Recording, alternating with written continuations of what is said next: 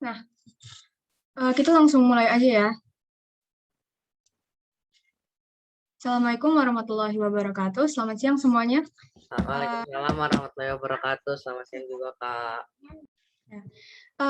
Perkenalkan, mungkin beberapa dari kalian udah tahu nama aku Aisyah, dan hari ini kita bakal belajar tentang tata surya. Di sini sebelumnya udah ada yang pernah pelajarin nggak di sekolah? Dia aku dasar-dasarnya masih itu energi, kelas Kak. Sekolah aku, Kak. Masih energi, Kak. Oh ya, berarti ada yang udah, ada yang belum ya.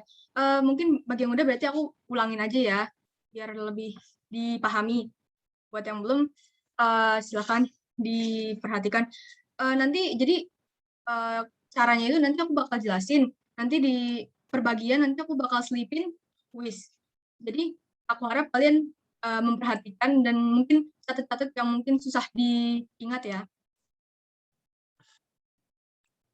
Nanti aku bakal tunjuk salah satu dari kalian secara acak.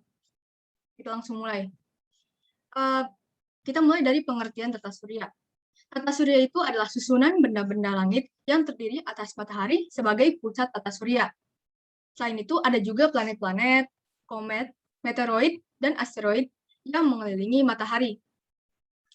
Dan planet itu adalah suatu benda langit yang mengorbit atau mengelilingi suatu bintang dengan lintasan dan kecepatan yang tertentu. Selanjutnya, kita akan mulai dari matahari. Matahari itu adalah bola panas, gas panas yang bercahaya.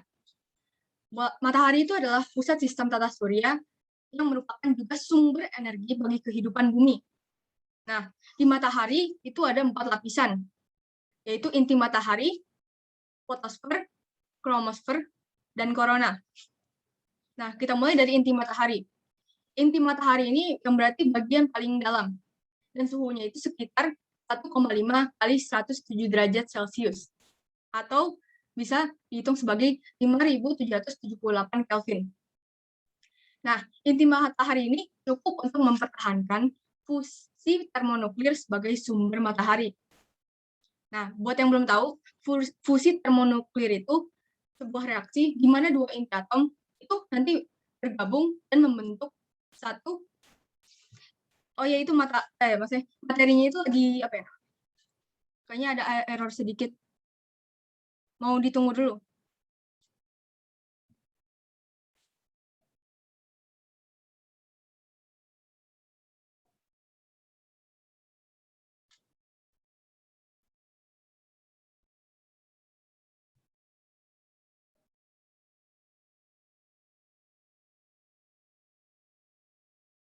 Udah kelihatan semuanya? Udah, Kak. Oke, kita lanjut ya. Tadi sampai mana? Oh ya, fusi termonuklir ya. Jadi buat yang belum tahu, fusi termonuklir itu reaksi di mana dua inti atom itu bergabung jadi satu atau lebih inti atom, dan bentuknya itu lebih besar dan memiliki partikel subatom yaitu neutron atau proton. Nah, selanjutnya itu ada lapisan kedua, yaitu fotosfer. Fotosfer ini suhunya itu sekitar 6.000 Kelvin, dan ketebalannya itu sekitar 300 km. Nah, sebagian besar radiasinya akan keluar dan bisa dideteksi oleh kita dan dilihat sebagai sinar matahari yang kita amati dari bumi. Berarti kalau kita lihat tuh, itu sebenarnya bagian dari fotosfer, sinar dari fotosfer. Yang ketiga ada juga kromosfer. Nah, kromosfer ini bersuhu sekitar 4.500 Kelvin. dan ketebalannya juga lebih tebal, yaitu 2000 km.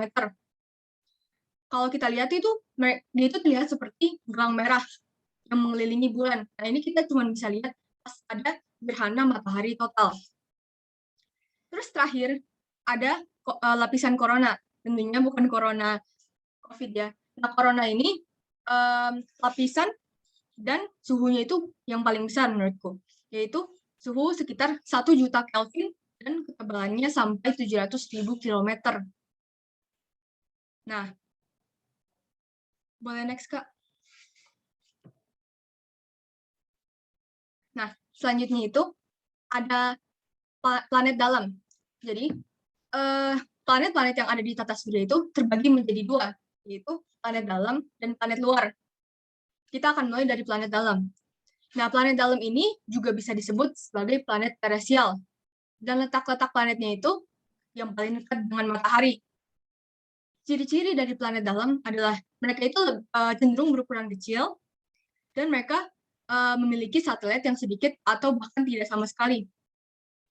Mereka cenderung berbatu dan berterestrial. Nah, terestrial ini bisa disamakan dengan komposisinya itu mirip dengan bumi, yang biasanya bertanah atau berdebu. Sebagian besar terdiri atas mineral tahan api, juga logam seperti besi dan nikel untuk membentuk isinya. Nah, di dalam planet dalam itu ada 4 planet, terdiri atas Merkurius, Venus, Bumi, dan Mars. Selanjutnya itu ada planet luar. Planet luar ini adalah susunan yang bisa juga disebut sebagai planet Jovian, dan letaknya itu paling jauh dari matahari. Planet luar cenderung berukuran besar dan memiliki banyak satelit.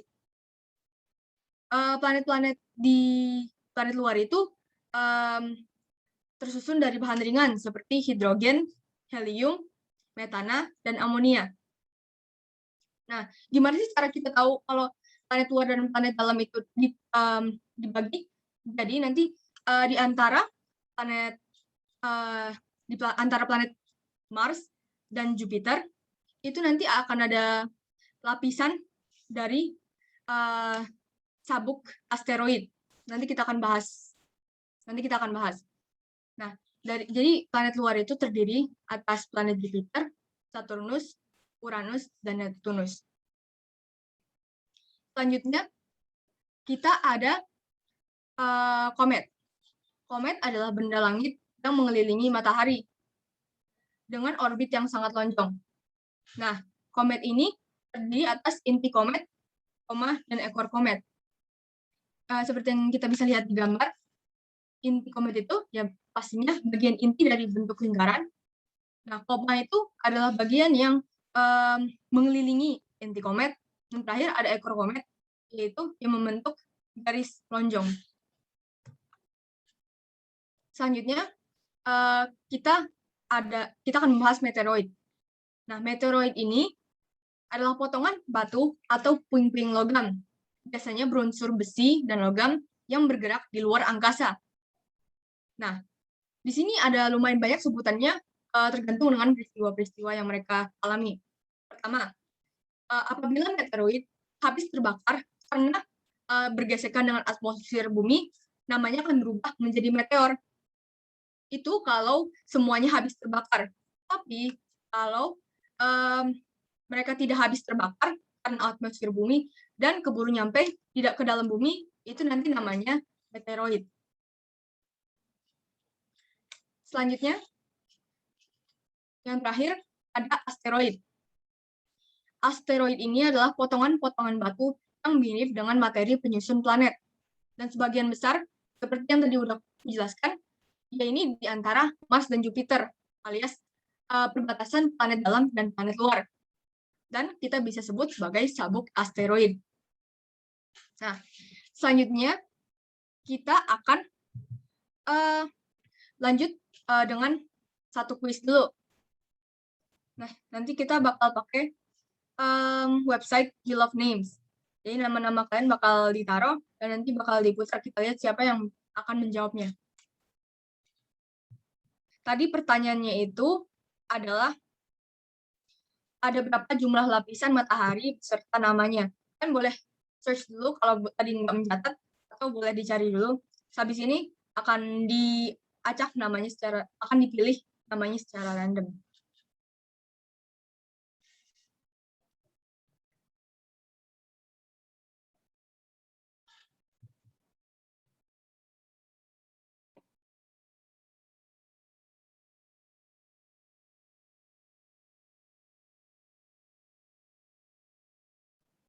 Sejauh ini kalian ada pertanyaan nggak, atau masih ada yang membingungkan? Kalau ada bisa ditanya lewat chat aja.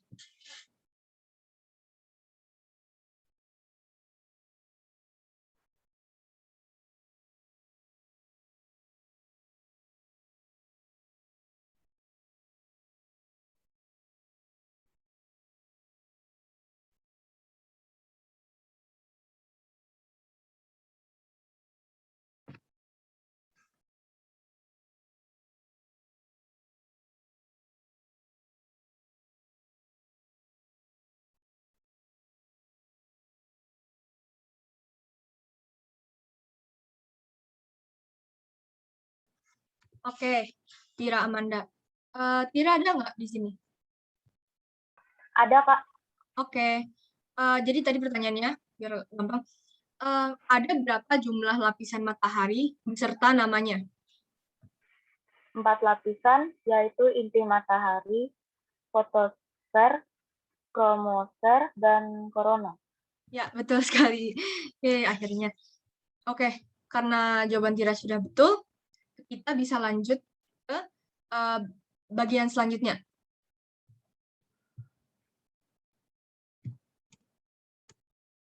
Sebelumnya, semuanya udah mengerti kan? Kalau belum, kita bisa bahas dulu. Kalau udah, kita bisa lanjut.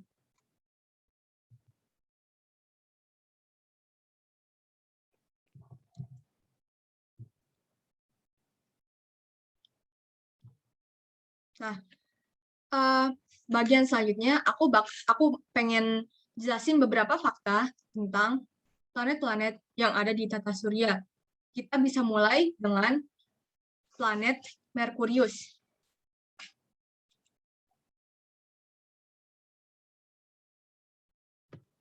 Boleh diganti slide-nya? Nah, ya.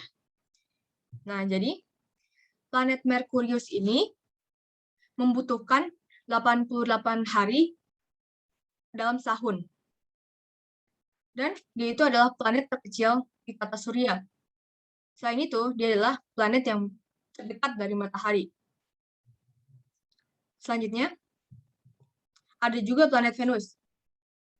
Nah, planet Venus ini adalah planet yang terpanas di tata surya. Nah, mungkin untuk yang masih bingung, kenapa planet Venus itu lebih panas daripada planet Merkurius? Padahal planet Merkurius kan letaknya itu paling dekat kan dari matahari. Nah, alasan kenapa planet Venus itu terpanas adalah karena di planet Venus dia memiliki stok karbon dioksida yang sangat besar, sehingga itu bisa membuat permukaan terasa lebih panas. Seperti misalnya kalau di bumi ini, kan alasan kenapa biasanya ada suhu terasa lebih panas kan karena banyaknya karbon dioksida, atau misal karena tanaman sudah banyak yang digundulkan, makanya nggak ada yang bisa memproduksi banyak oksigen. Nah, itu karena karbon dioksida yang membuat permukaannya terasa lebih panas. Selain itu, planet Venus juga adalah planet kedua yang terdekat dari matahari. Selanjutnya, kita akan menjelaskan tentang planet bumi, yaitu planet yang tempat kita tinggali. Planet bumi ini bisa disebut sebagai planet terunik, karena dia adalah planet satu-satunya yang memiliki kondisi iklim paling stabil. Oleh karena itu, kita bisa meninggalnya. Dan adalah satu-satunya planet yang memiliki adalah maksudnya satelit alami satu-satunya itu adalah bulan.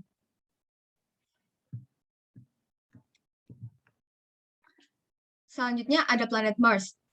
Planet Mars ini juga bisa disebut sebagai planet merah karena warnanya yang merah. Dan di planet Mars ini sering dan adalah tempat terjadinya dust storms atau yang bisa disebut juga sebagai badai debu. Nah, kenapa bisa terjadi badai debu? Jadi di planet Mars ini stok airnya itu sangat sedikit atau mungkin tidak ada sama sekali. Oleh karena itu, produksi dari debu lebih banyak dan sering terjadi badai. Selanjutnya, kita lanjut ke planet Jupiter. Nah, planet Jupiter ini adalah planet yang memiliki hitungan hari terpendek. Jadi dalam sehari, dia hanya membutuhkan 9 jam 55 menit. Selain itu, dia adalah planet terbesar di tata surya dan memiliki 4 bulan utama. Nah, nama-nama 4 bulan utama itu adalah Io, Europa, Ganymede, dan Callisto. Nah, nama-nama ini diketahui, planet-planet ini diketahui sebagai satelit Galilean. Jadi tadi ada Io, Europa, Ganymede, dan Callisto. Selanjutnya, kita ke planet selanjutnya, yaitu planet Saturnus. Nah, planet Saturnus ini memiliki lebih dari 82 bulan. Tapi planet yang utamanya itu adalah Titan, Mimas, Enceladus, Ymir, dan banyak lagi. Titan ini adalah satelit terbesar yang Saturnus miliki. Dan kalau kita bisa lihat, Saturnus itu kan memiliki cincin ya yang mengutari planet tersebut. Nah, cincin itu terbuat dari butiran es dan debu. Nah, kita lanjut ke planet Uranus. Planet Uranus ini suhunya sangat dingin dan bisa jatuh hingga minus 224 derajat Celcius. Dan membutuhkan 84 tahun untuk berputar mengelilingi matahari. Selain itu, planet Uranus memiliki 5 satelit utama, yaitu Miranda, Ariel, Umbriel, Oberon, dan Titania. Terakhir, ada planet Neptunus. Planet Neptunus ini membutuhkan 165 tahun untuk memutari matahari. Dan dengan planet Uranus, planet Neptunus dan planet Uranus bisa disebut sebagai ice giants. Karena sama dengan Uranus, mereka ini suhunya sangat rendah yang membuatnya sangat dingin. Makanya disebut ice giants. Nah, planet Neptunus ini memiliki sekitar 14 satelit alami. Nah, dari posisi yang paling terdekat sampai terjauh itu ada satelit Naiad, Thalassa, Despina, Galatea, Laris, dan masih berlanjut seterusnya. Oke, karena kita sudah selesai membicarakan tentang fakta-fakta dari planet-planet yang ada di tata surya, kita akan lanjut ke soal kedua. Nah, soal kedua yaitu planet dalam dan planet luar itu dipisahkan oleh, nah silakan, karena ini mungkin agak mudah ya, kita bisa lanjut dengan memutarkan nama secara acak.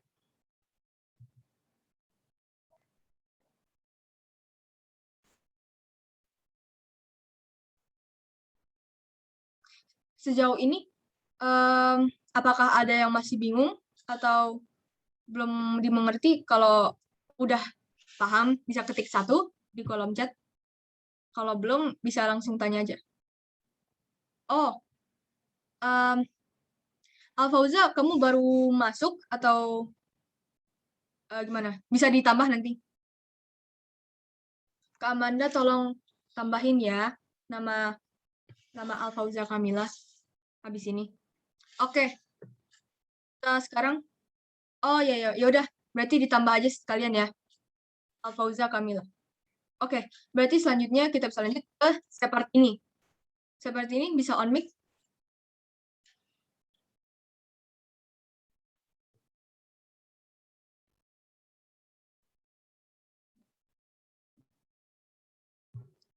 Kalau oke, nggak bisa. Kalau gitu bisa langsung di chat aja ya.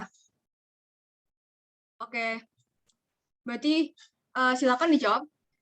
Apa yang memisahkan planet dalam dan planet luar? Dijawabnya udah lewat chat aja ya. Oke, betul. Sabuk asteroid. Ya, betul sekali juga ya, Kamila. Nah, jadi yang memisahkan planet luar dan planet dalam adalah sabuk asteroid. Apakah sudah dimengerti semuanya? Kalau sudah, kita bisa lanjut ya. Ngerti, Kak. Oke, siap. Kita lanjut ke materi selanjutnya, yaitu kondisi bumi. Sebentar, biar disiapin dulu PPT-nya.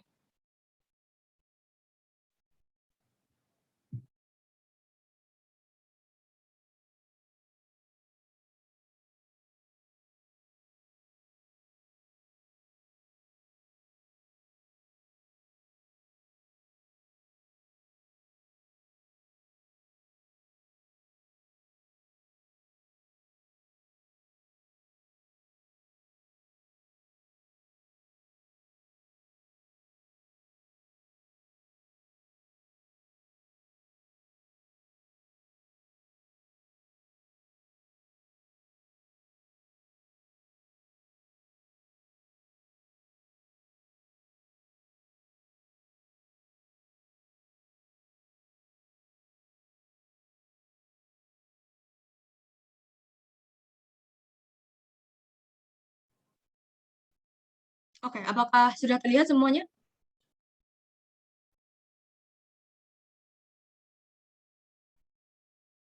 Sudah, Kak. Oke, siap. Kalau gitu kita lanjut ya. Terima kasih untuk responnya. Nah, selanjutnya kita akan menjelaskan tentang kondisi bumi dulu, Kak. Tadi di slide selanjutnya. Nah, ya. Nah, pada tahun 1543, Nicholas Copernicus, atau yang kita bisa lihat di sini, yang pria yang ada di slide, itu mempublikasikan bahwa bulan itu mengikuti teori bumi, sedangkan bumi dan planet-planet lainnya akan bergerak mengelilingi matahari. Nah, di sini kita bakal jelasin 3 bagian tentang bumi, yaitu bentuk bumi, rotasi bumi, dan revolusi bumi. Dimulai dengan bentuk bumi. Selanjutnya, Kak. Nah, bumi itu dibuktikan bulat oleh Magellan pada tahun 1522. Jadi, Magellan ini mengadakan pelayaran dengan arah yang lurus, dan nanti akan kembali ke tempat awal mereka berlayar. Nah, di situ astronot dari angkasa melaporkan bahwa ada sedikit tonjolan di khatulistiwa dan terdapat bagian bumi yang rata di bagian kutub. Oleh karena itu, kita bisa membuktikan bahwa bumi itu tidak sepenuhnya bulat, namun sedikit lonjong, dan diameternya itu sekitar 12.742 km.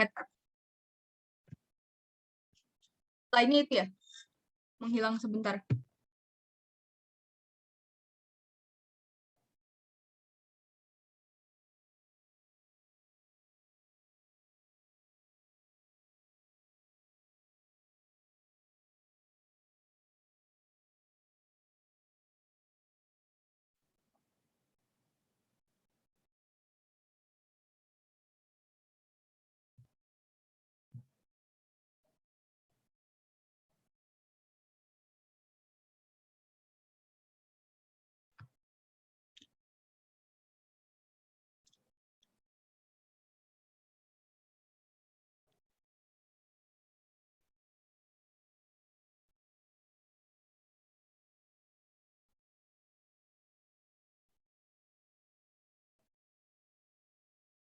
Nah, oke.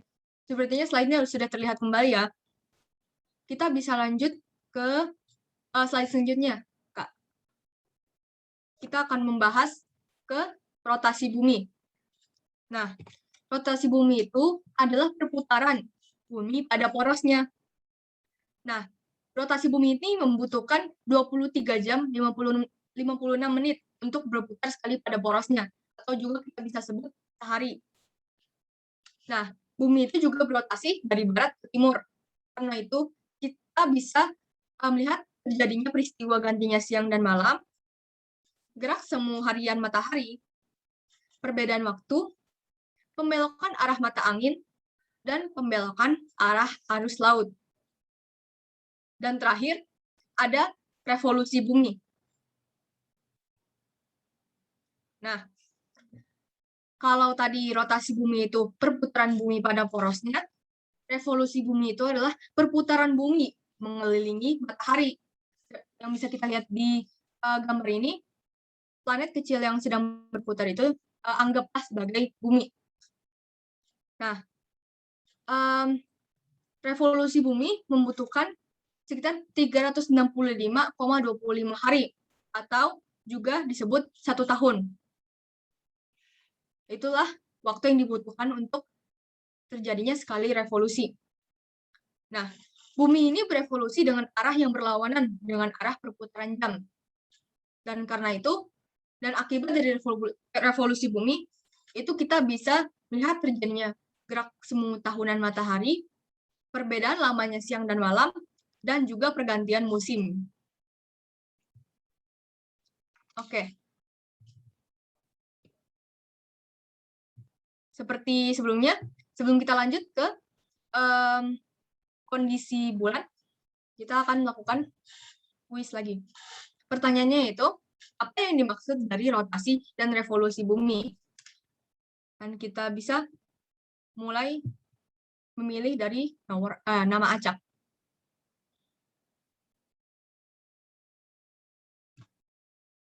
Seperti sebelumnya, silakan yang sudah mengerti ketik 1, dan kalau belum mengerti bisa bertanya lewat private chat atau bisa langsung aja.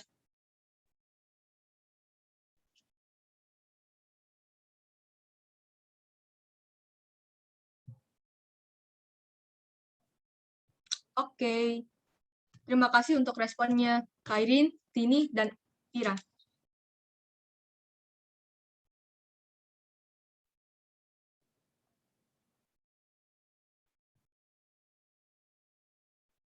Tadi ini yang menang Ira, maksudnya yang kepilih Ira lagi ya. Mungkin bisa coba putar lagi, biar bisa coba yang lain. Oke, terima kasih responnya Anugrah dan Kamila.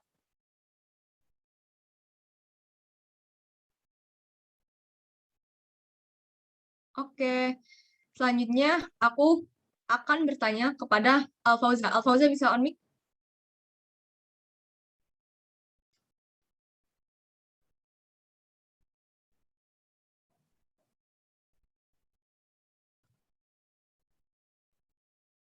Kalau nggak bisa, kita bisa jawab lewat chat aja ya.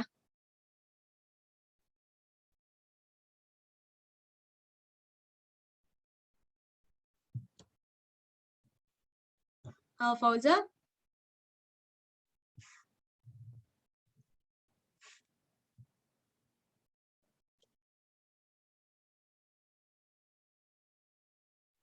Oke, karena iya boleh lewat chat. Apa yang dimaksud dengan rotasi dan revolusi bumi?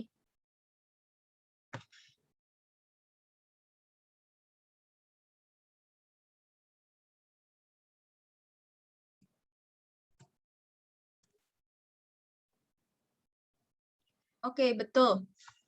Kalau rotasi bumi itu adalah perputaran bumi pada porosnya. Lalu selanjutnya ada revolusi bumi. Nah, ya betul. Revolusi bumi adalah perputaran bumi mengelilingi matahari ya. Oke, berarti jawaban Alfauza sudah betul. Apakah semuanya sudah mengerti? Kalau sudah, kita lanjut ya ke kondisi bulan. Terima kasih untuk jawabannya, Alfauza. Nah, lanjut ke kondisi bulan. Nah, jadi bulan adalah benda langit yang terdekat dengan bumi, sekaligus merupakan satelit alami bumi. Nah, karena dia itu adalah satelit, dia pun tak bisa memancarkan cahaya. Nah, makanya kalau kita kan bisa kita lihat cahaya dari bulan nih, sebenarnya itu bukan cahaya dari bulannya sendiri, tapi adalah akibat dari pantulan dari cahaya matahari. Nah, selanjutnya kita akan membahas bentuk bulan.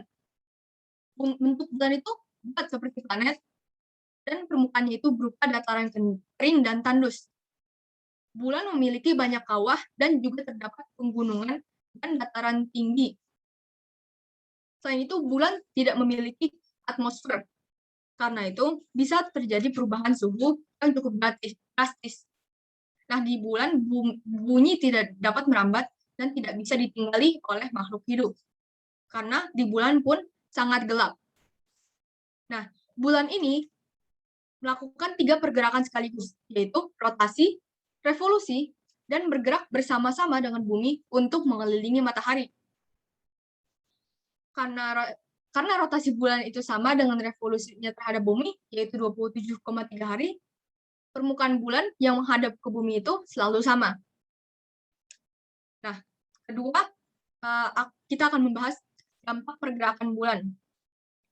Nah, jadi dampaknya itu ada 2, yaitu ada terjadinya pasang surut air laut dan pembagian bulan. Kita mulai dari terjadinya pasang surut air dulu. Nah, pasang sendiri artinya naiknya permukaan air laut, dan surut itu artinya turunnya permukaan air laut.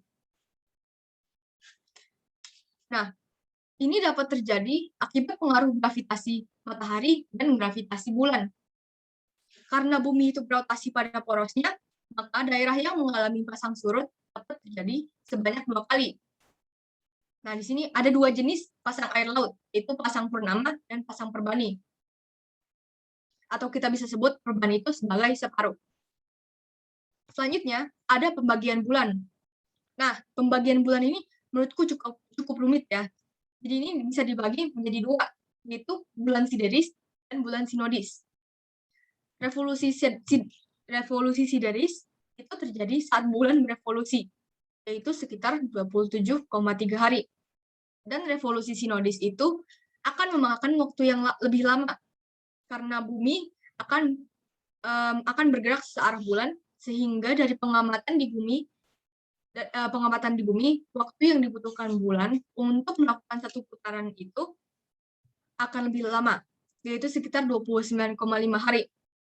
Nah, berarti kalau revolusi sideris itu membutuhkan 27,3 hari, revolusi sinodis itu membutuhkan waktu 29,5 hari. Sebagai tambahan, 1 bulan sinodis itu kita gunakan sebagai dasar penanggalan Islam, yaitu penanggalan Komariah. Nah, selanjutnya ada fase-fase bulan. Nah, fase bulan itu merupakan perubahan bentuk-bentuk bulan yang terlihat di bumi. Ini bisa terjadi karena posisi relatif antara bumi, bulan, dan matahari. Nah, fase bulan ini terbagi menjadi 5, yaitu bulan baru, bulan sabit, bulan separuh, bulan cembung, dan bulan purnama. Nah, kita lihat di gambar. Di gambar ini kan kita bisa lihat ada sekitar ada 8 betul? Ya, ada 8 bentuk bulan ya. Nah, di sini sebenarnya hanya diubah-ubah kembali, maksudnya hanya diulang-ulang kembali seperti yang kita bisa lihat mulai dari bulan baru. Lalu selanjutnya ada bulan sabit, bulan perbani atau kita bisa sebut sebagai bulan separuh, bulan cembung, dan akhirnya ada bulan purnama. Lalu setelah itu diulang kembali menjadi bulan cembung, bulan perbani, bulan sabit, lalu kembali ke bulan baru. Nah, bulan baru itu adalah ketika posisi bulan berada di antara bumi dan matahari. Sisi yang menghadap matahari akan lebih terang, dan yang menghadap bumi tampak gelap.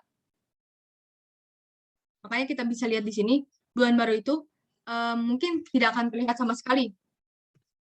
Selanjutnya ada bulan sabit. Bulan sabit itu ketiga bagian bulan yang terkena sinar matahari hanya seperempat.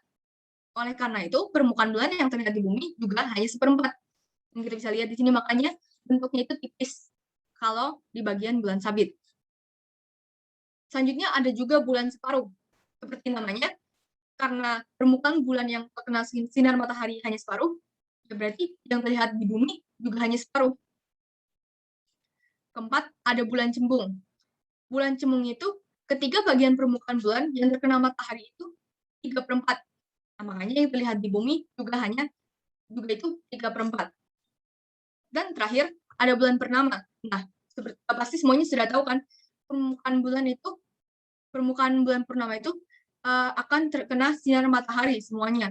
Nah, makanya kita bisa lihat seluruh permukaan bulan saat peristiwa bulan purnama. Nah, setelah itu semuanya akan berulang kembali. Dari yang semuanya terlihat, perlahan terlihat setengah aja, hanya terlihat sabit, dan hilang semuanya di bulan baru. Oke. Selanjutnya kita akan mengadakan quiz dulu. Pertanyaan keempat, yaitu 2 dampak dari pergerakan bulan.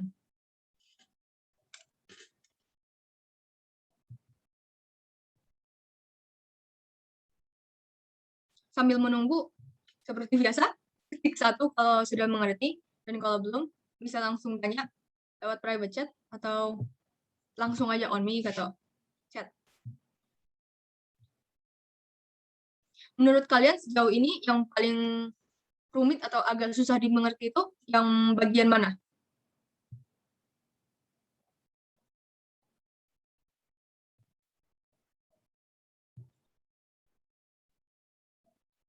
Ada bagian yang agak bingung nggak? Oke, terima kasih responnya Kairin dan Anugrah. Oke, Tira Amanda lagi ya? Mungkin bisa coba diputar lagi ya?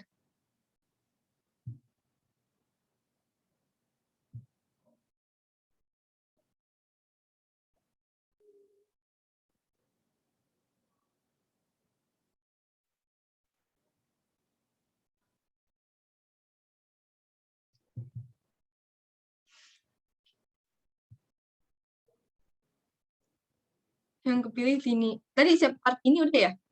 Atau belum?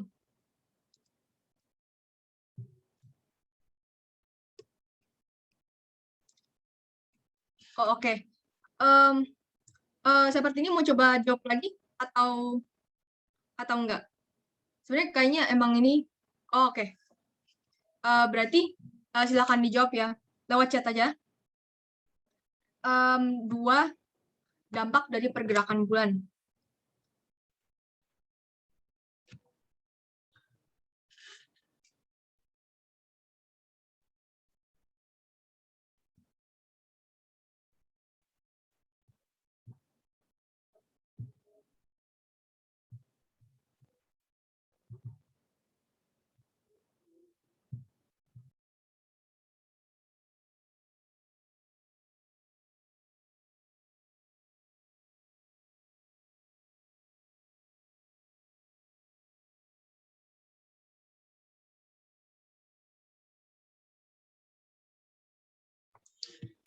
Oke, di sini ada satu yang salah, tapi udah benar.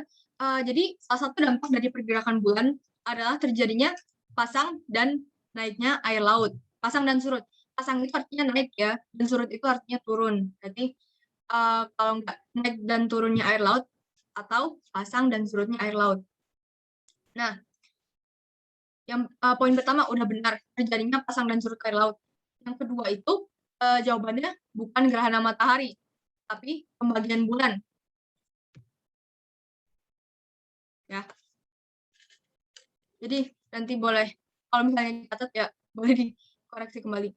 Tapi terima kasih untuk jawabannya seperti ini. Apakah kita bisa lanjut ke bagian selanjutnya?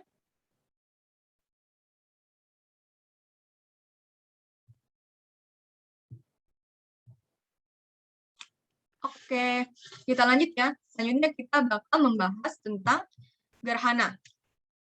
Nah, gerhana adalah fenomena astronomi yang terjadi apabila sebuah benda angkasa bergerak dalam bayangan sebuah benda angkasa lain. Nah, gerhana ini biasa terjadi ketika posisi bulan dan bumi menghalangi sinar matahari, sehingga bumi atau bulan tidak dapat sinar mataharinya.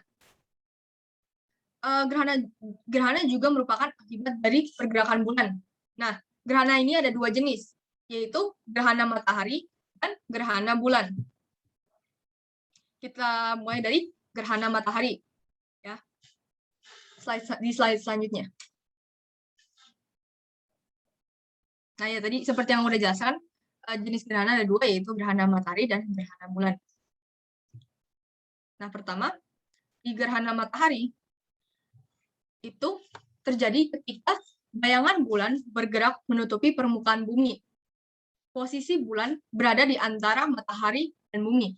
Berarti kalau kita urut, itu ada matahari, bulan, baru ada bumi. Dan ketiganya terletak di satu garis. Nah, gerhana matahari terjadi pada waktu bulan baru. Dan karena itu, akibatnya bulan terlihat, ukuran bulan lebih kecil dibandingkan bumi atau matahari. Nah, di gerhana matahari itu ada 3 kemungkinan, yaitu ada gerhana matahari total, gerhana matahari cincin, dan gerhana matahari sebagian. Nah, kalau gerhana matahari total itu biasanya terjadi pada daerah-daerah yang berada di bayangan inti, atau kita bisa sebut umbra. Habis ini aku bakal tunjukin gambarnya kok. Lalu, karena itu terjadi karena daerah-daerah yang berada di bayangan inti, cahaya matahari nggak bisa tampak sama sekali. Gerhana matahari total terjadi hanya sekitar 6 menit. Selanjutnya ada gerhana matahari cincin. Seperti namanya, nanti yang terlihat itu bentuknya hanya seperti cincin. Biasanya terjadi pada daerah yang terkena umbra lanjutan. Umbra lanjutan ini berarti nggak di tengah, tapi nanti agak ke pinggir. Nah, itu sehingga matahari kelihatan seperti cincin ya. Terakhir, ada juga gerhana matahari sebagian. Nah, ini biasanya terjadi pada daerah-daerah yang terletak di antara umbra dan penumbra. Penumbra juga bisa disebut sebagai bayangan kabur. Nah, karena itu, mataharinya hanya terlihat sebagian. Selanjutnya juga ada gerhana bulan. Nah, gerhana bulan ini biasanya terjadi saat bulan purnama dan saat bulan memasuki bayangan bumi di antara matahari dan bulan. Nah, kalau kita bisa urutin itu, gerhana bulan itu urutannya matahari, bumi, dan ada bulan yang biasanya tertutup sama bayangan bumi. Nah, pada waktu seluruh bagian bulan masuk dalam daerah umbra bumi, nah, itu bisa terjadi gerhana bulan total. Dan proses bulan berada dalam penumbra bisa sampai 6 jam. Tapi saat dia ada di dalam umbra, itu hanya terjadi sekitar 40 menit. Jadi saat dia ada di dalam penumbra itu 6 jam, dan di dalam umbra hanya sekitar 40 menit. Nah, oke. Kita sudah selesai di penjelasan tentang gerhana. Ini kita bisa lihat gambar-gambarnya di visualisasinya tadi.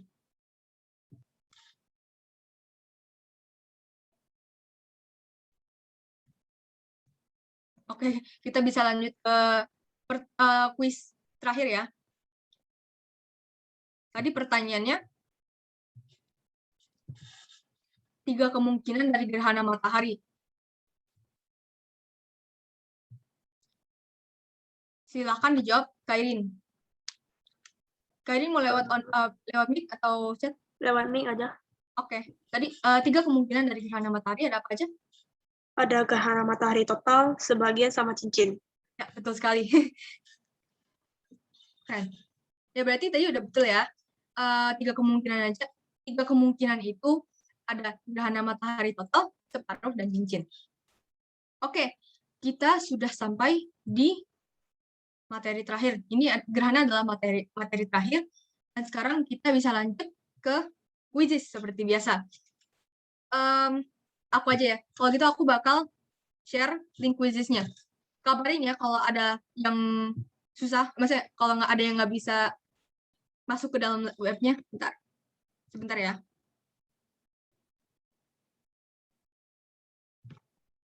Oke, sejauh ini sudah pada mengerti belum? Ketik satu aja ya. Aku takutnya tadi penjelasanku terlalu cepat atau gagal.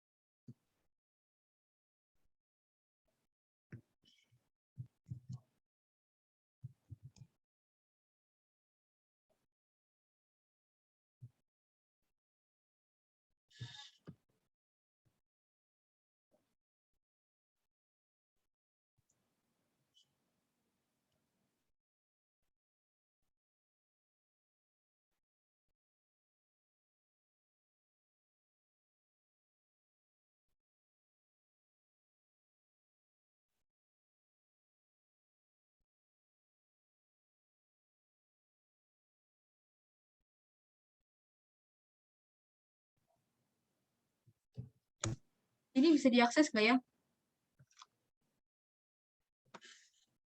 Aku udah share ya linknya.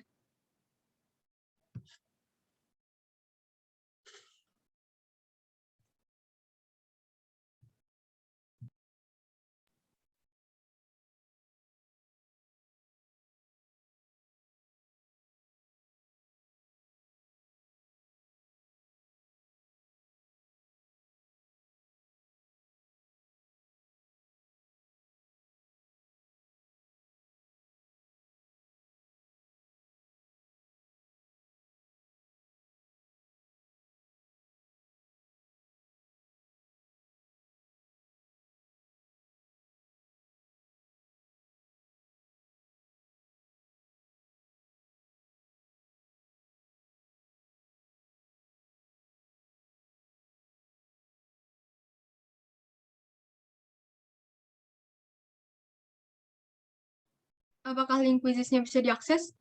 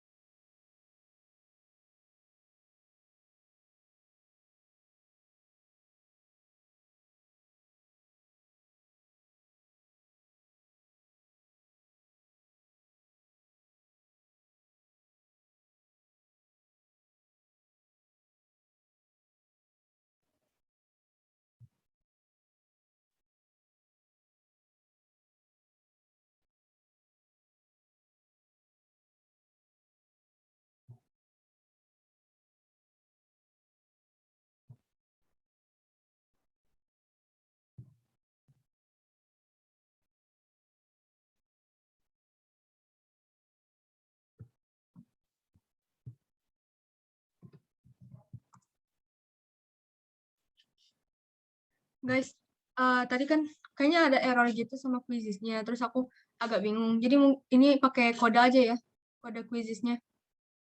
Aku kasih waktu 5 menit deh sebelum itu.